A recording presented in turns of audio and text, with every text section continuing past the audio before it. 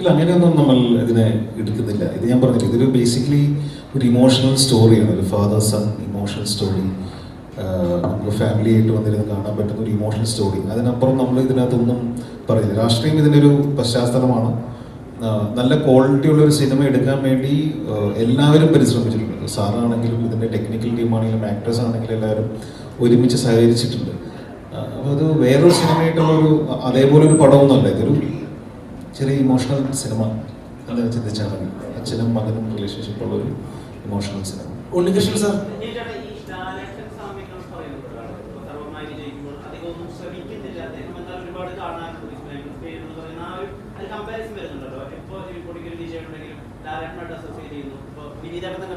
ചേട്ടൻ പറയും പലപ്പോഴും എന്തോ ഇഷ്ടമാണ് ആളുകൾക്ക് എന്നെ എന്നുള്ള ഡയലോഗ്. അപ്പോൾ ഇങ്ങനത്തെ കമ്പാരിസണുകളെ പറ്റി അവെയർ ആണോ?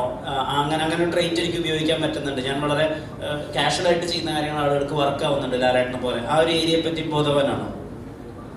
അല്ല, അങ്ങനെ ഒരിക്കലും കമ്പയർ ചെയ്യാൻ പാടില്ലാത്ത ഒരു ഇതാണല്ലോ. കാരണം പുള്ളി ലാലേട്ടൻ എന്ന് പറഞ്ഞാൽ ലാലേട്ടനാണ്, അതേപോലെ വേറൊരാളില്ല.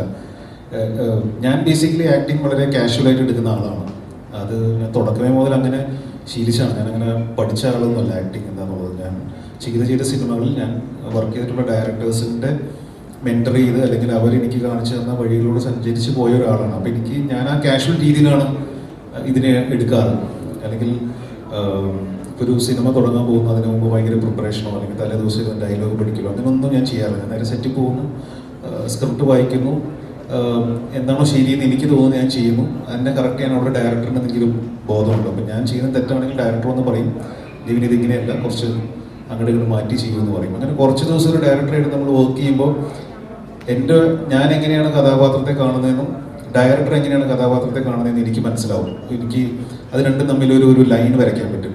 പിന്നെ ആ ലൈനിലൂടെ പോകാന്നുള്ളതാണ്. അത് ഫിക്സ് ആയി കഴിഞ്ഞാൽ പിന്നെ ഞാൻ അതിന് അത്ര ടെൻഷൻ എടുക്കാറില്ല സത്യം പറയുകയാണെങ്കിൽ അഭിനയിക്കുന്ന സമയത്ത്. ഇതിനു മുമ്പേ ഒരു പൊളിറ്റിക്കൽ സിനാറിയോയിൽ ഒരു സിനിമ വന്ന് സഖാവ് വന്നിട്ടുണ്ട്, പടവിട്ട് വന്നിട്ടുണ്ട്. സഖാവിൽ 2 ക്യാരക്ടേഴ്സ് ആയിരുന്നു. അത് രണ്ടും ഭയങ്കരമായ ഗ്രാഫിൽ നിൽക്കുന്ന 2 ക്യാരക്ടേഴ്സ്. പടവെട്ടിലും വളരെ സീരിയസ് തോന്നുന്നുള്ള ഒരു ക്യാരക്ടർ. ഇതിനു വേണ്ടി അല്ലെങ്കിൽ അതിന് എന്തോരം വ്യത്യസ്തമാണ് പ്രതിച്ഛായ എന്നുള്ളത് ഒരു കാര്യം. ഇത് രണ്ടും അതിനുവേണ്ടി ഒരു പേഴ്സണൽ എഫേർട്ട് എങ്ങനെ അതിലേക്ക് കൊണ്ടുവരാറുള്ളത്? ആ 2 സിനിമയായിട്ട് ഇതിനൊരു കമ്പാരിസൺ ഇല്ല. സഖാവ് ഒരു വേറെ കഥ പറയുന്നൊരു സിനിമയാണ്. ഞാൻ ഭയങ്കരമായിട്ട് എൻജോയ് ചെയ്തൊരു പടമാണ്.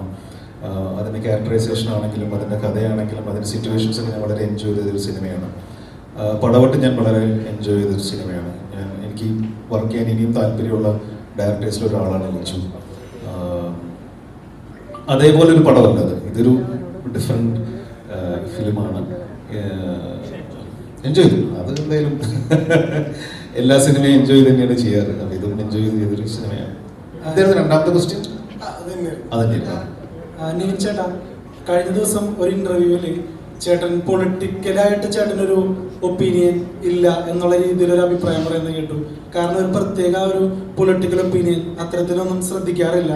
അപ്പോൾ അജിത് ചേട്ടൻ കുറച്ചും കൂടി ആ ഒരു സാഹചര്യത്തെ കുറച്ചും കൂടി നന്നായിട്ട് പറഞ്ഞു.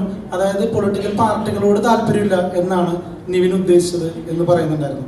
പക്ഷെ ഞാൻ ആലോചിക്കുന്നത്, ഇപ്പോൾ കമ്പാരിറ്റീവ്ലി ഇപ്പോൾ ഉള്ള യുവ നടന്മാരിൽ ഏറ്റവും കൂടുതൽ പൊളിറ്റിക്കൽ സിനിമകൾ ചെയ്തിട്ടുള്ളത് നിവിൻ ചേട്ടനാണ്. ഇപ്പോൾ സഖാവായാലും പടവെട്ടായാലും ഇപ്പോൾ പ്രതിച്ഛായാലും.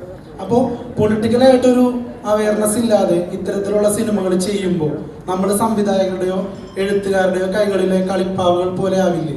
അവർക്ക് പല കാര്യങ്ങളും നമ്മളിലൂടെ പറയാൻ പറ്റില്ലേ? അപ്പോൾ ഒരു അവയർനെസ് മസ്റ്റ് അല്ലേ?